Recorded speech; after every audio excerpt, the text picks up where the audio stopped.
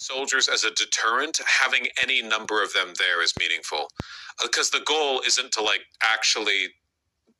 you don't actually want it to turn into a shootout. You just want the potential threat, because then if you do something illegal and the German soldiers point their guns at you and you shoot them, now you've shot German soldiers, so on and so forth. You get me. Tripwire deterrent. I think the Canadian government's setting up a consulate in Greenland. Danish officials say a fundamental agreement over Greenland remains after U.S. talks. Great, so they didn't resolve anything. Danish and Greenland officials went over to speak with Trump today, and it seems that nothing has changed. Denmark has announced plans to boost the country's military presence in the Arctic and North Atlantic as Trump tries to justify his calls for a U.S. takeover of the vast territory. Trump is trying to make the case NATO should help the U.S. acquire the world's largest island. Anything less than it being under American control is unacceptable.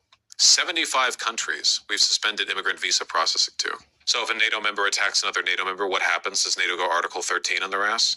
Nobody knows what happens. Nobody on Earth knows what's going to happen in the near future. There are no blueprints for where we're going right now.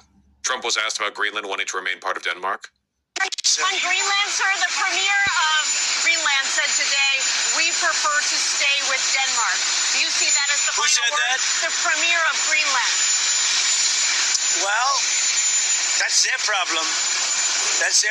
I disagree with them. I don't know who he is.